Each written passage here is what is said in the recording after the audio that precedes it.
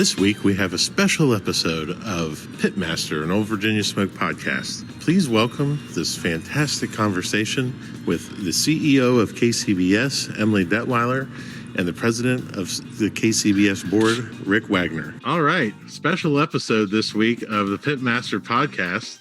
We have Emily Detwiler, the CEO of KCBS, and Rick Wagner, the president of KCBS. Welcome, guys. Thanks for having us, Luke. Yeah, you guys have got a lot of things going on. It's a very exciting time to be involved with KCBS. Yes, indeed. Yes, indeed. A time of abundance, if you will, in terms of the number of things happening.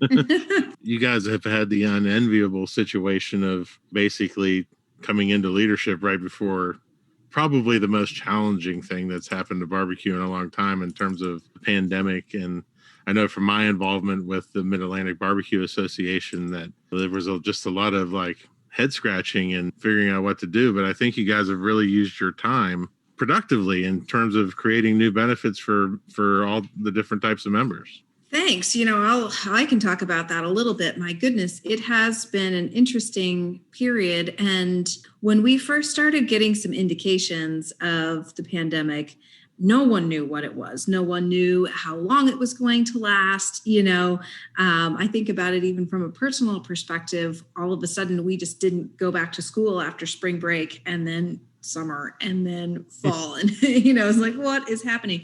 So, we had to learn very quickly. And we always try to think about what's in the best interest of KCBS, what's in the best interest of our members, and certainly our organizers as well. So, we wanted to be able to help the organizers that still wanted to be able to host events where they possibly could. And so the board and I quickly got together and tried to study what was happening, study what the CDC recommended, all of those types of things to put in place some pretty strict protocols so that where it was possible to still have events, we could do that and we could do it safely. And so I think we've learned a lot through that process.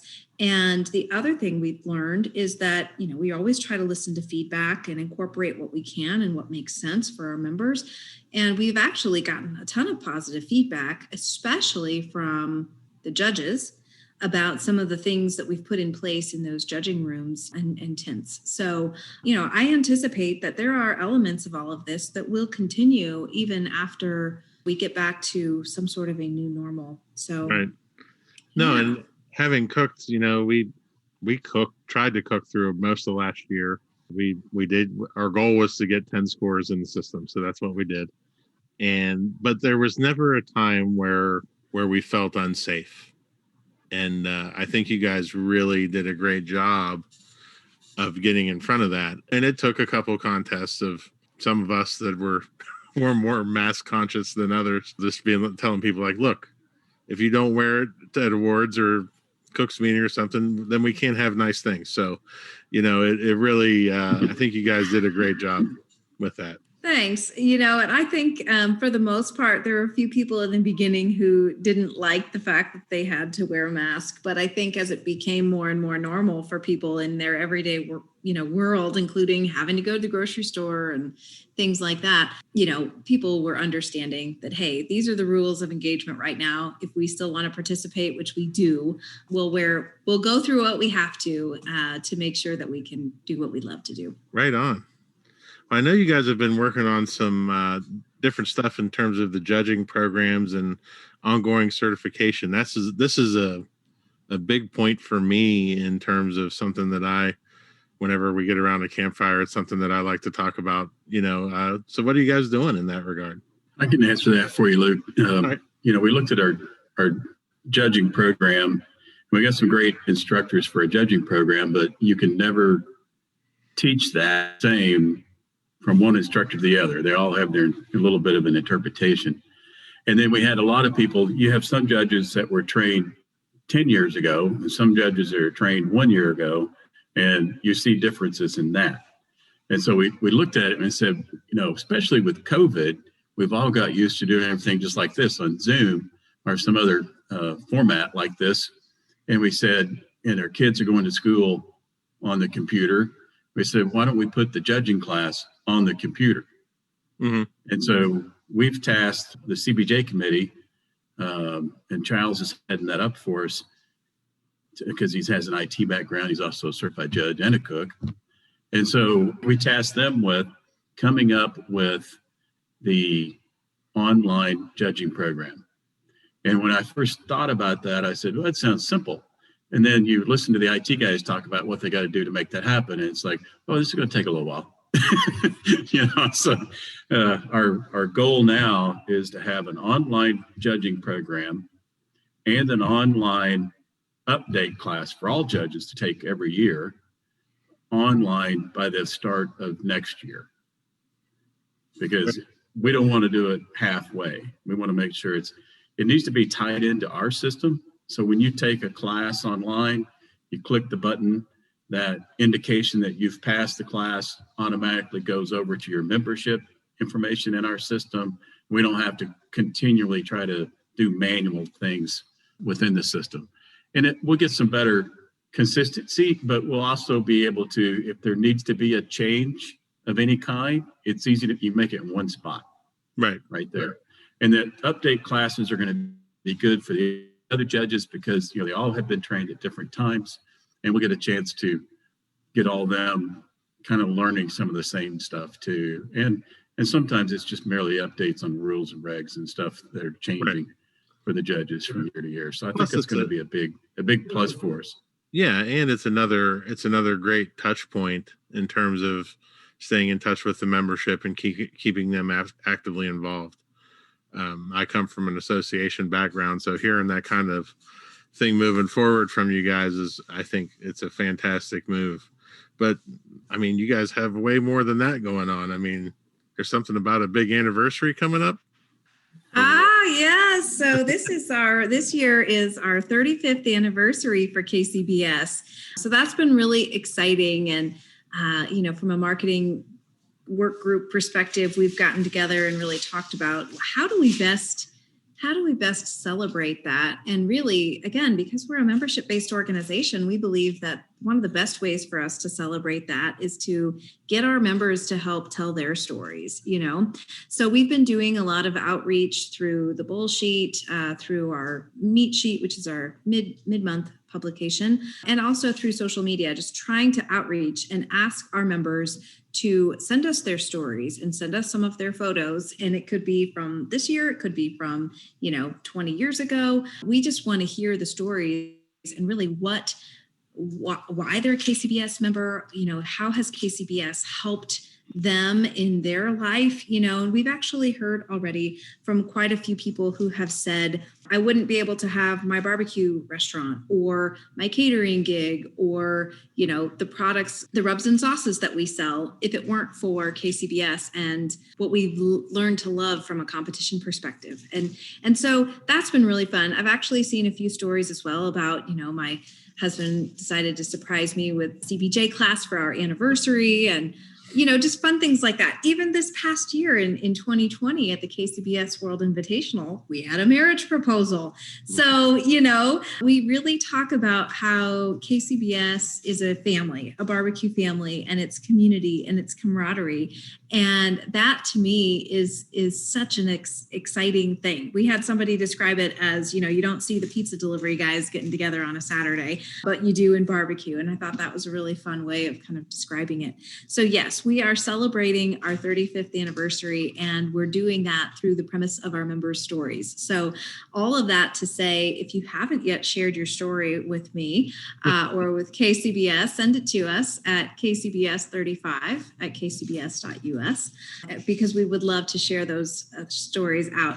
We've also got a couple of other fun events that we're working on some local, at least in Kansas City, media pro-am events and things like that to help us kick off National Barbecue Month and that 35th anniversary. But yeah, we've been around for a long time. And, the organization has really grown.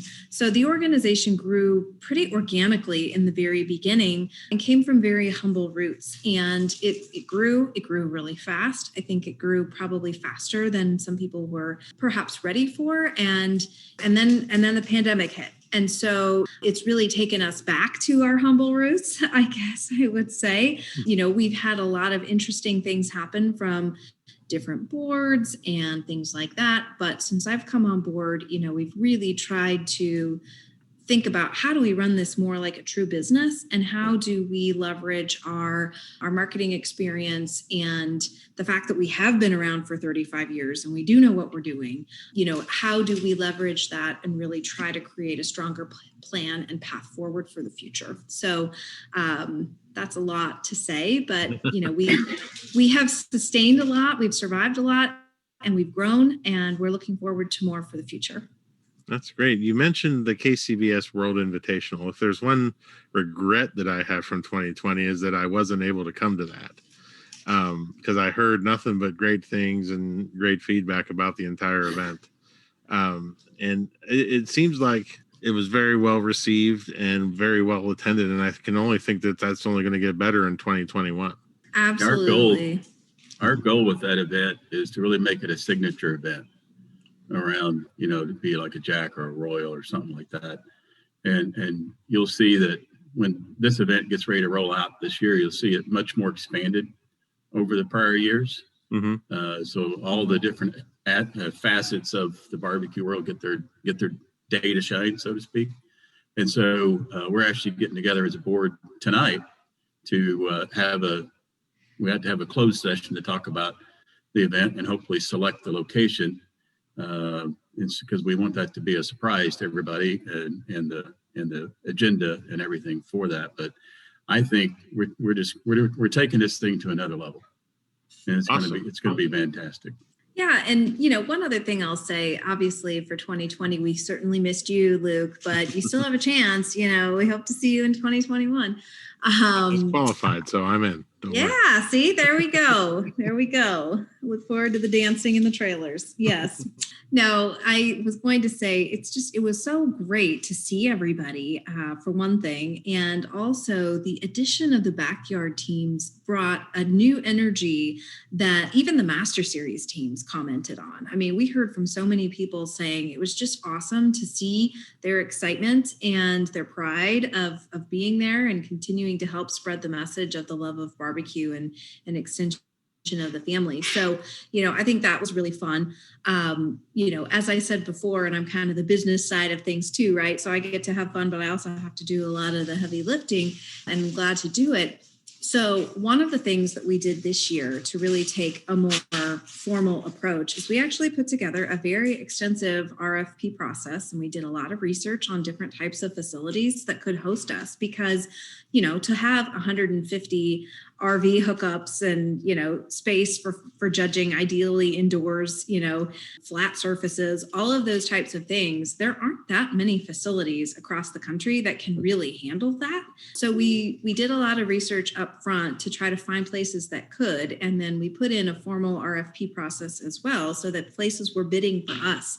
That's another thing that we've really come to learn, is that we bring something of tremendous value to the table. And so by putting it into a very formal process like that, we actually think we're going to be able to provide even better opportunities and experiences for all of our members. And that's not just the teams. I mean, the judges, we want them to have a great experience as well, because being selected to judge at the World Invitational is a big deal. So it's just going to be a really exciting event all around. And I think that all the hard work that we've put in up front is going to pay dividends.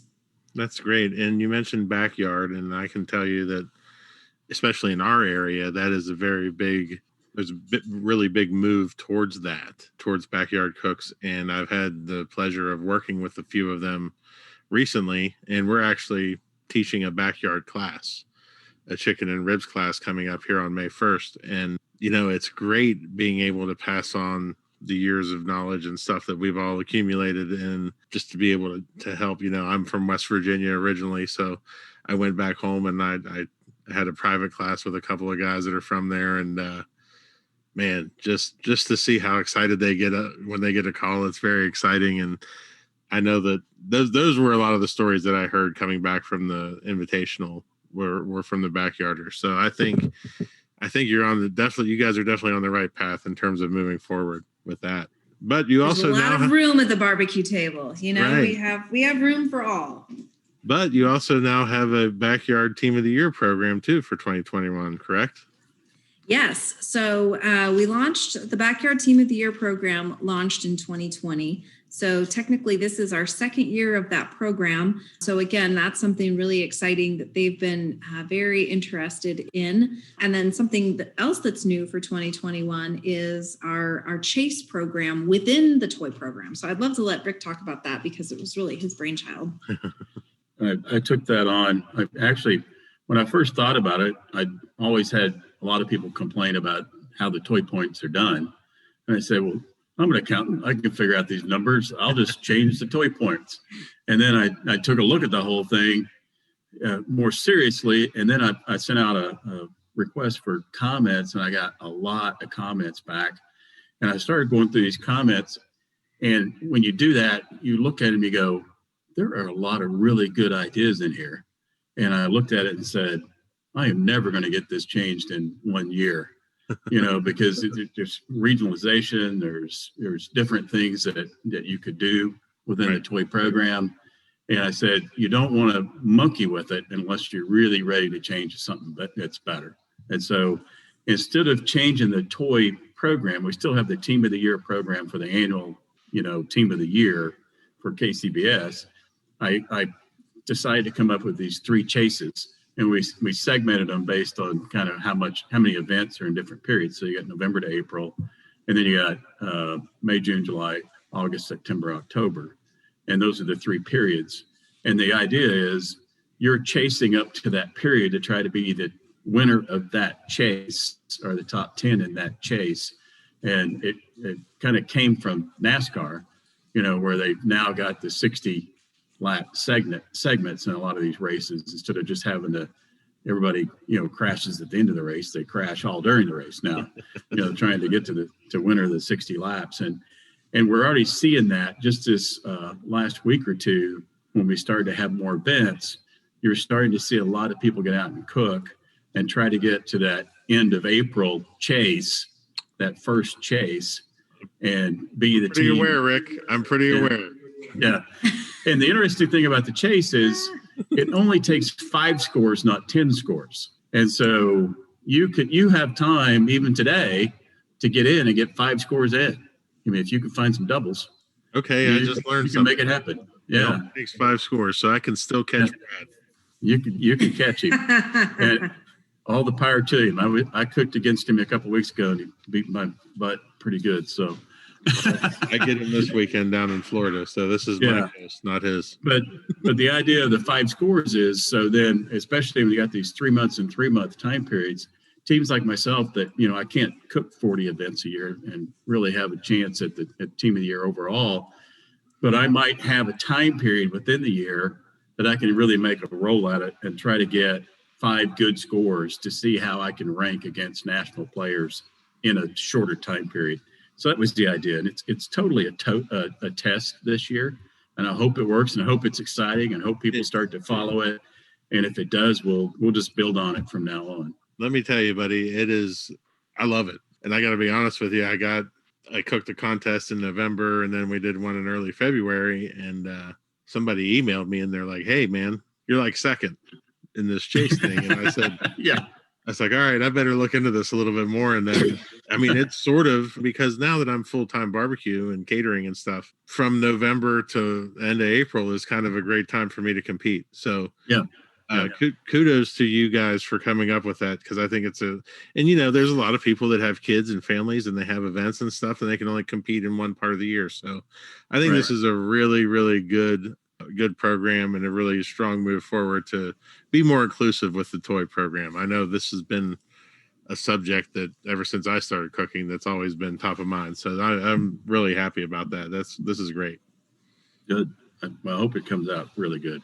We'll see. If I beat Brad this weekend, I'll be even happier. But I'll be watching you. I'll be score watching then. Now, you guys have done some other things, though, in terms of ancillary categories and working with a couple of really big and prominent commodity associations that I've worked with my whole career. You guys want to talk about turkey and pork?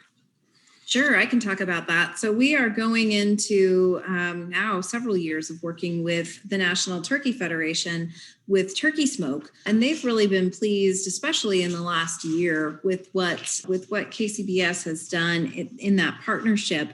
And part of what they wanted to do was to kind of tie it together truly as a series. So this year we've got 17 events, and they are listed on the KCBS website, so you can see all of those contests.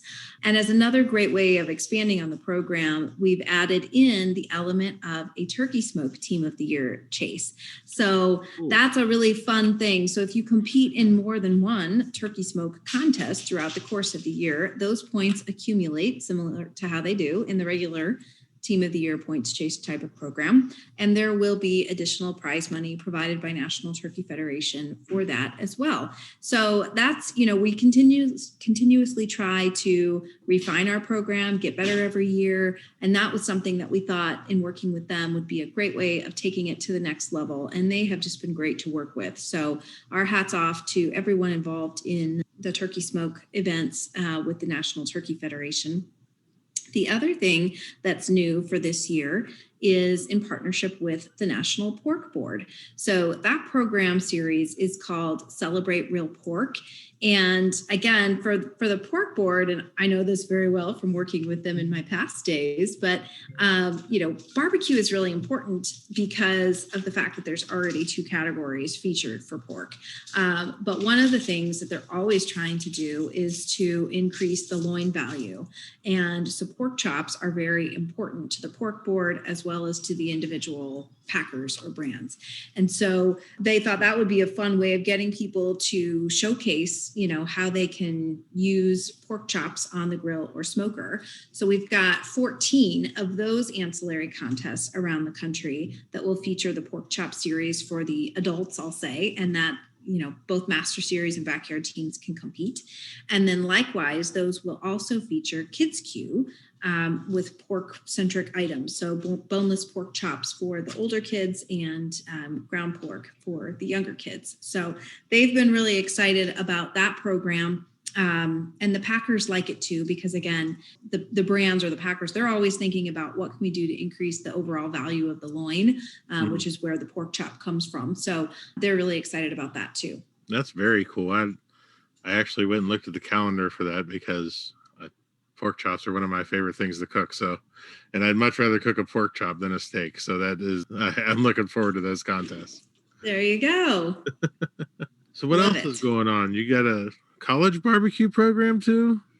We've been working with, so as you may know, I went to the University of Missouri. That's for my MBA. And I found out through one of our friends in barbecue, Ryan Cooper of the Smoke Sheet, that Mizzou actually has in their honors college, they have a whole class dedicated to barbecue. Wow. So when I found out about that, I reached out to the professor.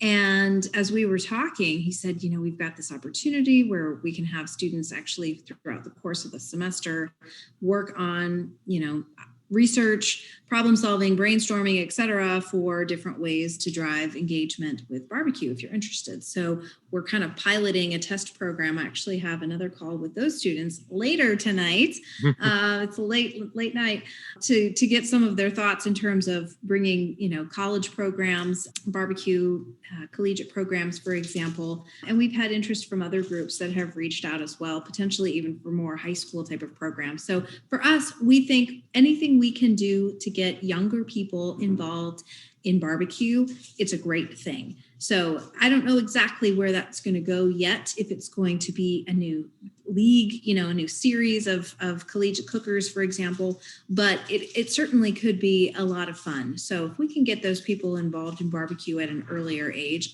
I'm all for it. So we're really looking forward to seeing what the students come back with.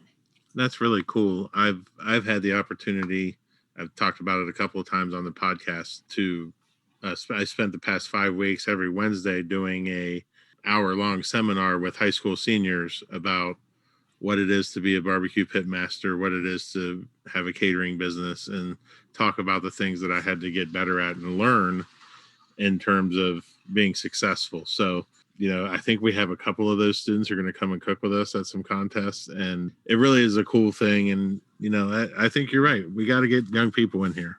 I've been doing this 10 years and I think I'm still considered one of the young guys. So I think you are too, Luke. Yeah. So we gotta get moving on that. So, well, thank you guys for coming on. Is there anything that I missed?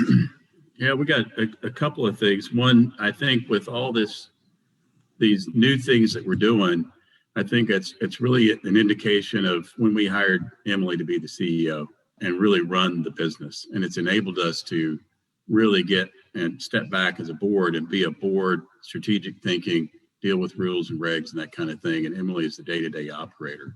Mm-hmm. I think the biggest thing, and for me as the president this year, transparency is top of mind for me. I don't think that's always been the case. And as you know, we are vigorously defending a lawsuit that we have out there.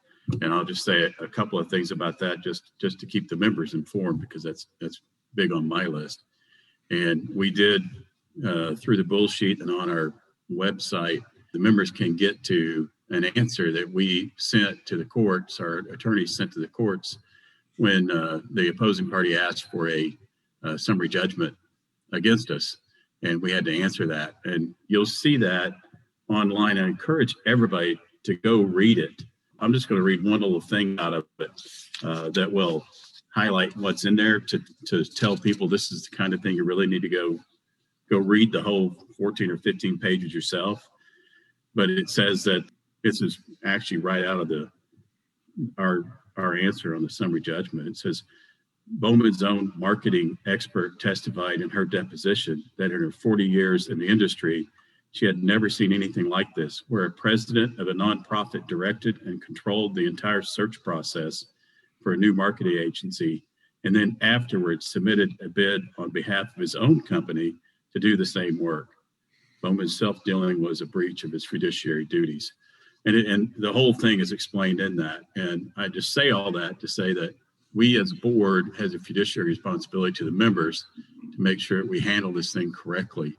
And it's not been handled correctly by the 2018 board. The 2019 board, fortunately, pointed that out and started to get that changed around. And then, as you know, in 2020, just as I was coming on the board, we got handed a lawsuit for the whole thing. We've had to deal with that. And so I would encourage all the members to go read that, inform themselves. We're trying to be as transparent as we can with it. We have no intent to pay out a bunch of money to anyone that sues us for something that they don't deserve the money for. So just so everybody knows that. I've read it, the entire thing, and I found it,